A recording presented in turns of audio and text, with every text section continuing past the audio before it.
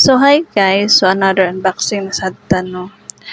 So kanya ko i-unbox karon is na-order na ni siya sa my TikTok shop. So sa TikTok shop siya na order, kaya nakita ko siya sa kanang trending siya ba, trending siya sa TikTok. So nag-order sad ko, try sad ko order. So kanila siya kung gi-order is katong na siyang trending nga waist trainer. So dili na siya tong medyo mahal-mahal. So dito rin ito para tapatuhon nga affordable ra pud siya ba. So kana siyang waist trainer. So ako na siyang na-try. Tsara gid siya. Kay dili siya mapiko-piko, di siya mapilo-pilo. Kana siya. Mas siya nga waist trainer. So ako siya na-order. So nawa ko kung unsa iyahang brand. So murag iyahang brand ani kay kuan ni siya. So iharing brand ani kay Liang Yating. Masya iyahang brand. So okay ra gihapon siya katong trending po siya nga waist trainer kay mahalon man pud kito siya sa ana. So ang imong pag-order ana kay magdepende sa imong waistline.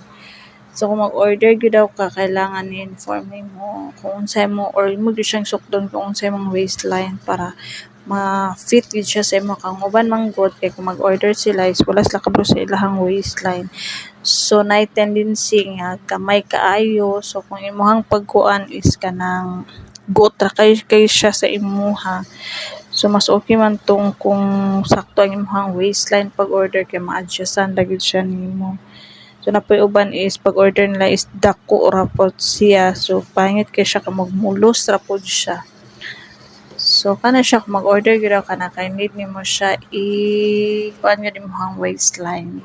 Kay ilhang kuan ani kay small, medium, large lang. So ana sa ako na siya gi-try sinana siya sa ko mo kaning ako is small. Ako gi-order is small.